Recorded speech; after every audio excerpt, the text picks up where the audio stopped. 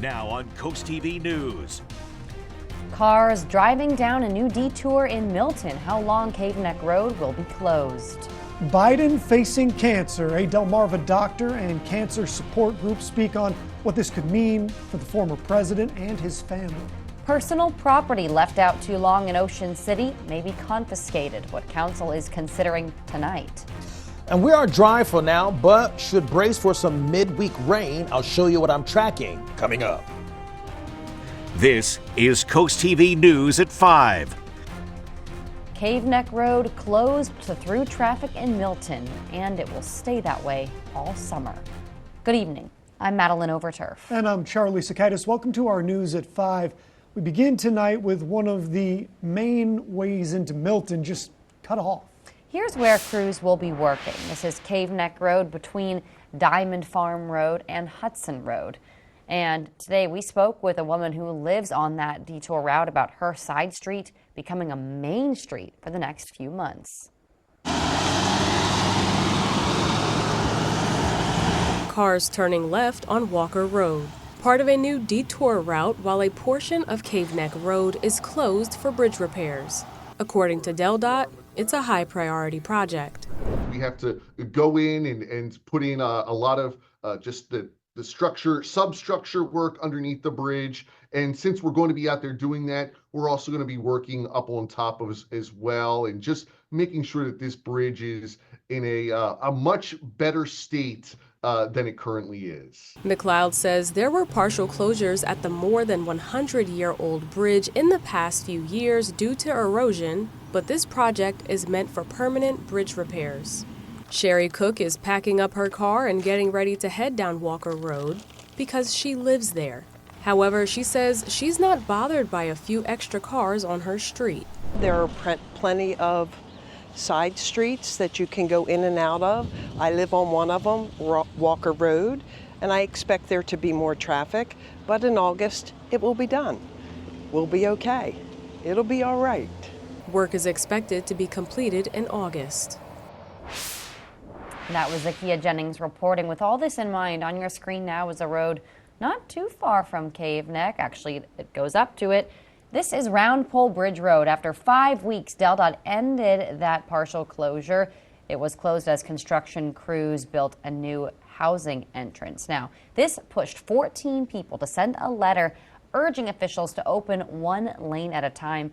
Parents down there said that that project was problematic and altered their daily routines.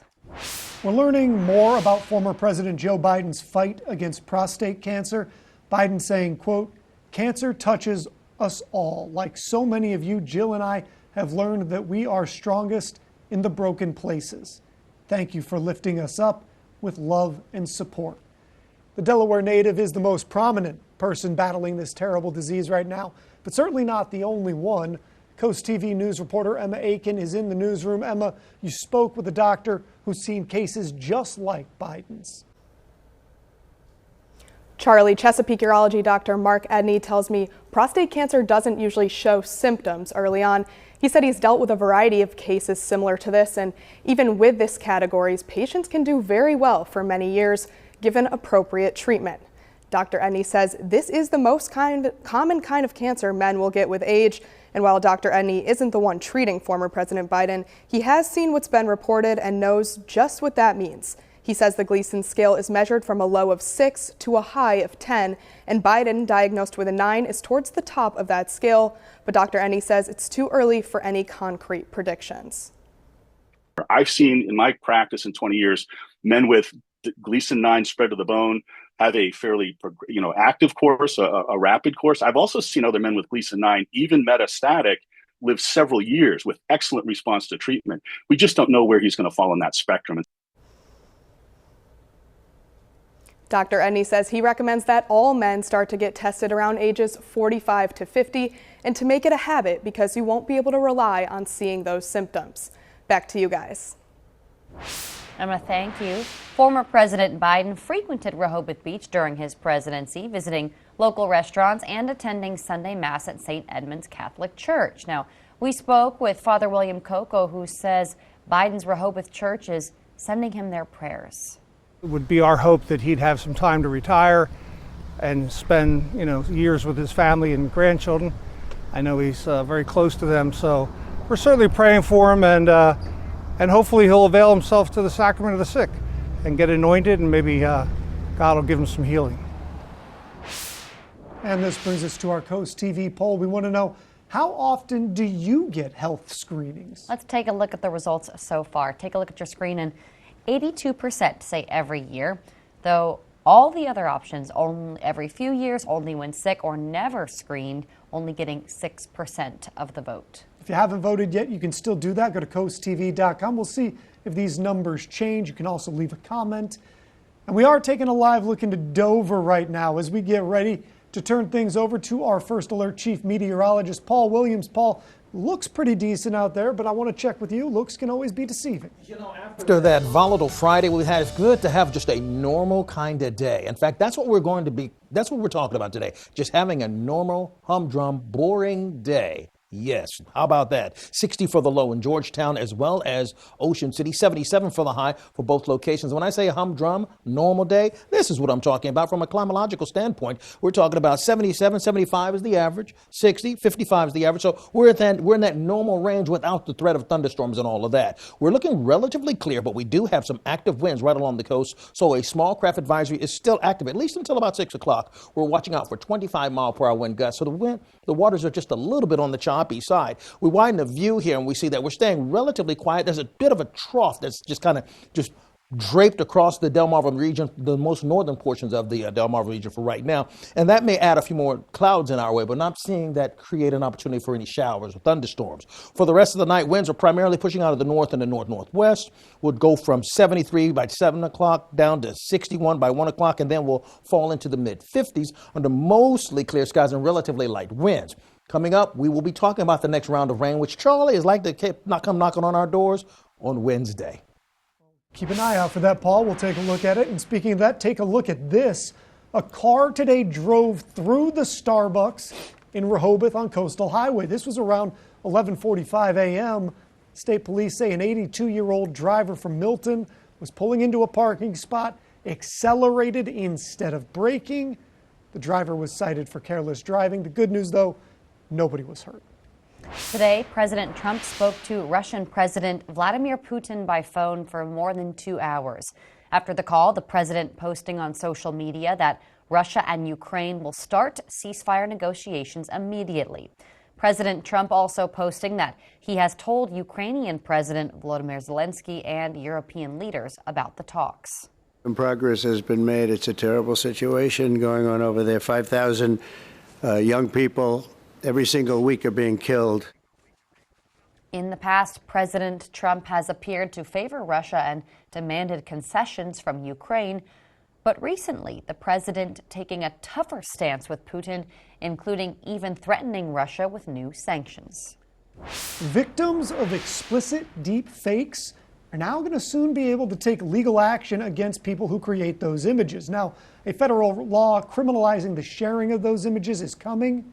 This afternoon, President Trump signed the Take It Down Act. The law will make it illegal to share online non-consensual explicit images, whether real or computer generated. It'll also require tech platforms to remove those kind of images within 48 hours of being notified about them. Ports across the country are facing a dramatic slowdown in cargo, but they could see the exact opposite in a matter of weeks. Ivan Rodriguez shows us how U.S. ports are likely to get busier. A little over a week ago, the Port of Seattle had 0 ships docked, but things are already looking different. Looking out over the bay right now, we have about 4 container ships in. We've got a grain vessel at anchor right now, and so we're pretty busy right now. For the next 90 days, cargo leaving China and entering the U.S. will carry a 30% tariff rate instead of the previous 145% tariff. Ryan Calkins, Commission Vice President for the Port of Seattle, predicts retailers are going to take advantage of the lower tariff, which means U.S. ports are likely to get busier. We anticipate that by midsummer that we're going to see a surge. We're going to need to staff up significantly. Retailers made a similar move before the first wave of tariffs took effect in April, stockpiling imports in March. We've seen in our business roughly a 30 to 40% decrease in volumes coming out of China into the U.S. A large part of that, if not the entirety, is the result of most shippers pressing the pause button. The expectation is that that pent-up supply will now make its way back into the supply chain and hence back into our organization. Hawkins says the whipsaw environment is anything but ideal for business. We really prefer to have really steady, certain trade relations so that we can manage more optimally. This is not a great scenario for us. In Atlanta, I'm Ivan Rodriguez. Beating the travel rush this holiday weekend, the best times to travel the Bay Bridge to enjoy your Memorial Day plan. We're not under threat of rain for right now, but showers are going to be showing up by midweek. I'll show you what I'm tracking coming up. First, what Ocean City plans to do with personal property being left in public places. That is up next. This is Coast TV News at 5. Tonight, the Ocean City Council is considering an ordinance that would not allow sleeping, obstructing, or leaving personal property in public areas for over 24 hours. People say this could be a good idea for the town, but also want to make sure the homeless have somewhere to go. That's something Ocean City's manager says is available. We do have a homeless outreach team that does work with those folks to help them find shelter and address their needs, but really this ordinance is about public safety. Now the Ocean City Council will be reviewing this ordinance tonight before deciding whether or not to make it official. Here's a look at your Bay forecast. Tuesday's looking just fine, but Wednesday and Thursday, well, that's when things get a little bit out of whack, particularly for Wednesday morning. We'll talk about the potential of severe storms coming up. Yeah. Well, the storms that we covered Friday, actually, there was an actual tornado verified in EF1, actually, in some areas. But this time around, we're watching out for another wave of possible strong storms that could turn a little ugly by mid-morning Wednesday. I'll target that and show you exactly what I'm tracking in a moment. First of all, our gutter helmet camera, ocean view, 72 degrees. Right now, we will drop to 67 degrees under mostly clear skies. Take a look at the winds. We've been tracking them throughout the day. We've had a 33 mile per hour wind that we recorded actually in Cambridge, and then a 25 mile per hour wind gust in Georgetown. So with the winds in mind, we reflect on what's happening with any of our advisories. We still have an active small craft advisory from Lewis Beach, Ocean City down to Ocean View. And then we also have that same concern over towards Cambridge as well as Tillman and Cornerstone, bracing for 25 mile per hour winds and blustery conditions along the beaches. We have a trough that's just kind of meandering and waffling just to our north. I don't see this as a rainmaker, but it will become a cloud creator, okay? Winds right now are pushing out of the north with gusts up to 20 and 20 miles an hour. Now, temperatures, we're in the 70s right now, 76 in Red, 75 in Georgetown, Seaford, Gumboro, and Del Mar, just to name a few. Overnight, we're going to drop by about 20 more degrees, down to about the mid to low 50s. So a bit of a chill in the air, to be quite honest. But our precipitation chances escalate big time on Wednesday and stick around on Thursday and play around on Friday, okay? So let's talk about that Wednesday thing. First of all, Tuesday in the morning time into the 50s. By the afternoon, 71. Tuesday's not a problem. You'll love Tuesday. Let's talk about the problem areas here, the problem child of the forecast. All right, we'll start off cloudy in the morning time, 6 o'clock in the morning for Wednesday. Then you'll notice how this breaks out on Wednesday at about 10:30. Now, I know you're taking care of fixing dinner and all that. Look up for just a half a second, okay? Well, you see all this orange right here over Georgetown, Ellendale, Milton. I want you to think of this orange as potential for severe thunderstorms, and the red down by Salisbury, think of that as a possibility of something a little stronger. Then it moves quickly out of the way, which is also an indicator that it could be a bit on the strong side. Now, for the folks in Ocean Pines, Snow Hill, Pocomoke City, and along this highway, we'll start off in the morning time with hit and miss spot showers and a possible heavy downpour in Ocean City. Then look at how this begins to kind of bloom here from Snow Hill towards Newark, Berlin, Ocean Pines. This is the area where I'm concerned with for right now. Model runs can change from run to run. But right now, this is mid-morning. It's looking pretty strong because even by noon, we still has a heavy showers with a chance of severe storms down towards Chincoteague until 12. Then it moves out of the way by 3 o'clock. So the witching hour is going to be from 10 to 12:30 Wednesday. Got it?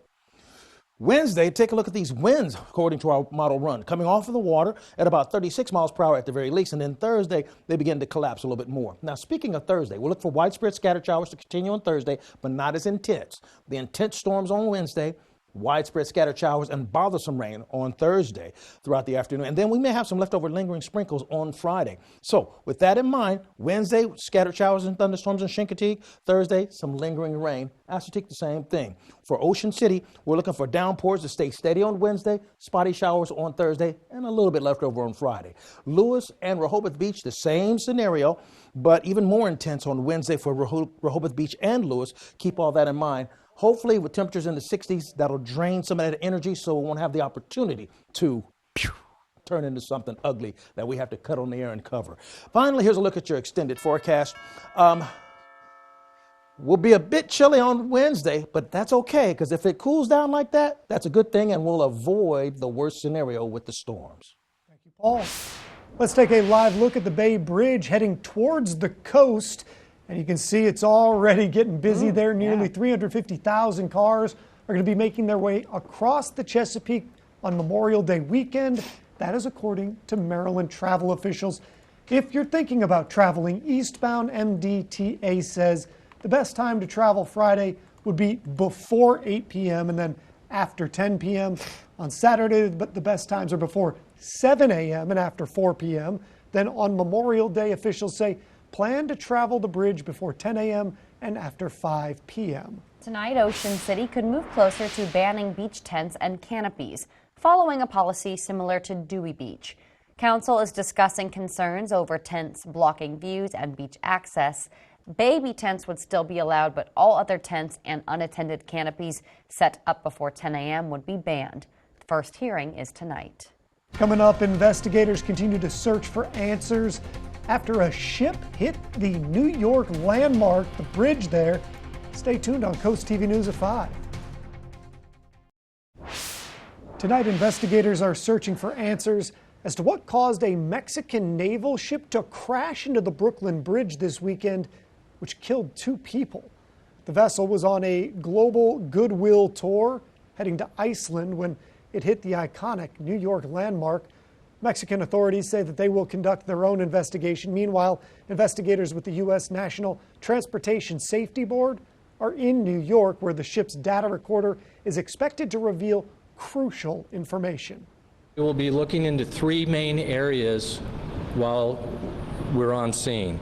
First being the crew and the operation of the crew, the vessel and the condition of the vessel, and finally the environment, and that includes the weather. As for the bridge, it is back open after a temporary closure. In consumer news, Regeneron Pharmaceuticals has agreed to buy the bankrupt genetic testing firm 23andMe. The bankruptcy auction deal is $256 million. The move gives the drug maker control over the genetic data of millions of people. Regeneron said all of 23andMe's consumer services will continue without interruption. What's in Capital One's wallet? About $425 million fewer dollars. That is the amount the company has agreed to pay in a multi-state settlement with depositors. They said that they were falsely promised increased interest rates with certain savings accounts. The suit claimed the account had a fixed rate of 0.3%, while a different higher yield account with better rates was not adequately advertised. Capital One admits no wrongdoing in the settlement. Let's take a live look into Laurel. One more check on your forecast after this. There is a new pair of adorable faces you can meet at the Salisbury Zoo. This is Phineas and Ferb, 2 chinchilla brothers. Welcome to the zoo's family. The zoo says these 2 cuties won't be on habitat, but you can meet them in educational programs. All right, let's take a look at outside. In Dover at 72 degrees, courtesy our Bay Health camera. We're going to drop down to 66 by 9 o'clock. We are going to see the winds still stay active at least until 6 o'clock with our small craft advisory in effect. Umbrella giveaway winner, Janet Capero of Millsboro. Congratulations, courtesy of Paul Davis Restoration Home Remodeling. Keep up with your forecast by calling our weather line, sponsored by the law offices of Brockstead, Medalis, and Federico. And finally, here's a look at your exclusive 10-day forecast. Watching out for stormy weather on Wednesday, but if we don't get up to just 58 degrees, we may have just enough energy to escape severe storms, but we're not going to escape the rain. It's looking like a sure bet Wednesday and Thursday. All right, Paul, thank you, and thanks for joining us here for Coast TV News at 5. For more news, more local weather, download our Coast TV News app. Inside Edition is up next. We'll be right back.